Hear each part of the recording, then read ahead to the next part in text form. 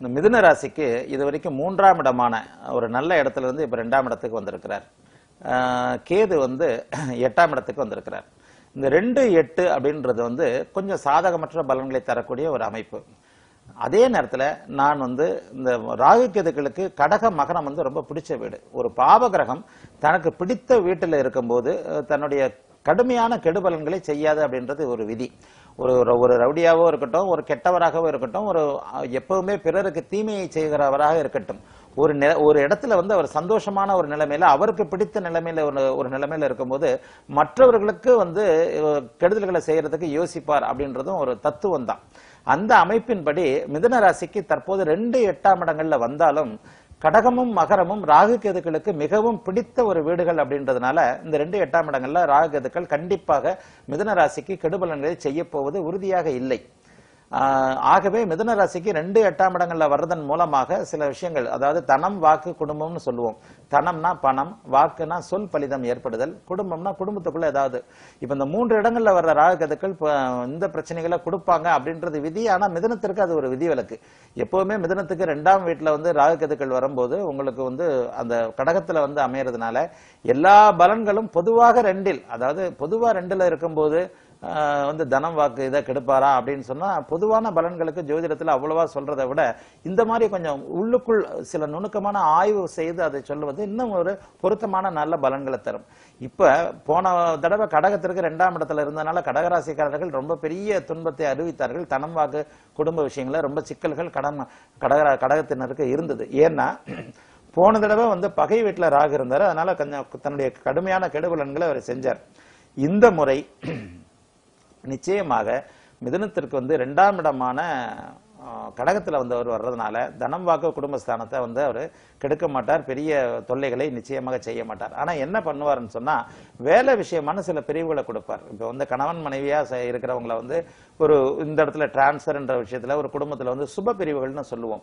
கணவனுக்கு ப்ரொமோஷன், மனைவிக்கு ப்ரொமோஷன், அதன் மூலமாக மனைவி பிரிந்து போகுதல், கணவன் பிரிந்து போகுதல், ஒரு வெளிநாடு அமைப்பு. கணவருக்கு வந்து இப்ப இங்க ஒரு 10-50,000 சம்பளம் வாங்கிட்டு இருக்கிறாரு, திடீர்னு வெளிநாட்டுல ஒரு 5 லட்ச ரூபாய்க்கு சம்பளம் கிடைக்குதுன்னா மனைவியே சந்தோஷமாக அனுப்பி வைத்தல், போயிட்டு ஒரு வருஷம் இருந்துட்டு வாங்க, நம்முடைய பொருளாதார நிலைமைகள் கொஞ்சம் மேம்பட்டு இருக்கும் அப்படின்ற மாதிரியான ஒரு பிரிச்சுத்தான் செய்வார். ஒரு காசு பணத்தை கொடுக்கறது கூட ஒரு அதுலயும் ஒரு சங்கடங்களை கொடுத்து தான் கொடுப்பார்.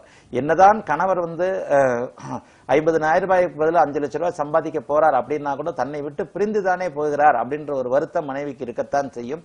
இது போன்ற ஒரு விஷயங்களை கொடுத்து அடுத்து கெடுத்து ஒரு பணத்தை கொடுத்து பிரிவை கொடுத்து இந்த மாதிரியான ஒரு விஷயங்களை வந்து ராகு கேதுக்கள் செய்யும். ஆனாலும் அது அசுப பிரிவாக இல்லாமல் சுப பிரிவாகத்தான் இருக்கும்.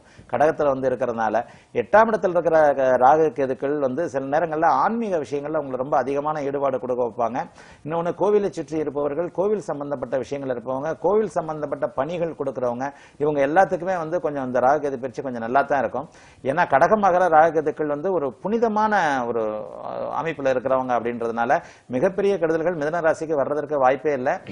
அதை விட முக்கியமா அடுத்து வந்து அக்டோபர் மாதம் 26ஆம் தேதிக்கு பிறகு 7ஆம் இடத்துல சனி வந்து அந்த 7ஆம் இடத்து சனி கண்டக சனியாக இருந்தாலும் உங்களுடைய ராசியை பார்க்க போகிறார். எப்போதுமே பாக்கியாதிபதியோ அல்லது ஒரு ராசியின் நண்பரோ ராசியை பார்க்கும்போது ராசிக்கு ஒரு வலிமை கிடைக்கும்.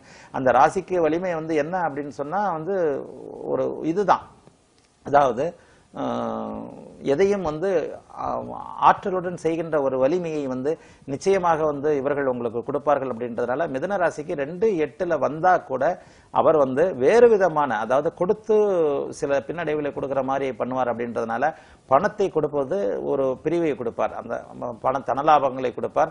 கொஞ்சம் வந்து வாக்கு வந்து பலிக்காது அப்படின்றதுனால யார்ட்டையும் வந்து உங்களுக்கு கொஞ்சம் சில சங்கடமான சூழல்கள் உருவாகத்தான் செய்யும். எப்படின்னா இன்னைக்கு வா அந்த உதவியை உனக்கு செய்து தருகிறேன், இன்றைக்கு வா அந்த பணத்தை திருப்பி தருகிறேன், இன்றைக்கு வா உனக்கு இந்த விஷயத்தை முடித்து தருகிறேன் அப்படின்னு சொல்ற இடத்துல அதை முடிக்க விடாமல் இழுத்து போக செய்வார் ராகு கேதுக்கள்.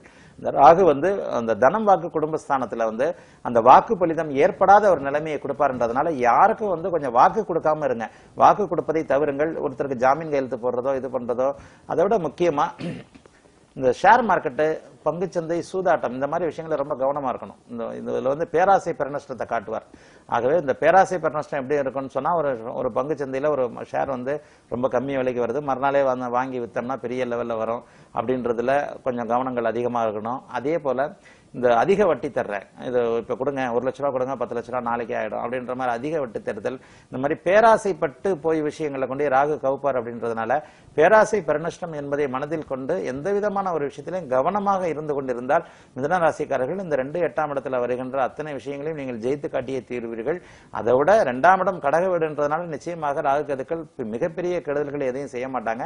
பண விஷயத்துல சில அனுபவங்களை கொடுப்பாங்க என்பதனால எல்லா விஷயத்தையும் மிதுன ராசிக்காரர்கள் சக்சஸ்ஃபுல்லாக முடிக்க முடியும் என்பதை இந்த ராகு கேதுக்கள்ல உறுதியாக சொல்லிக்கிறேன்.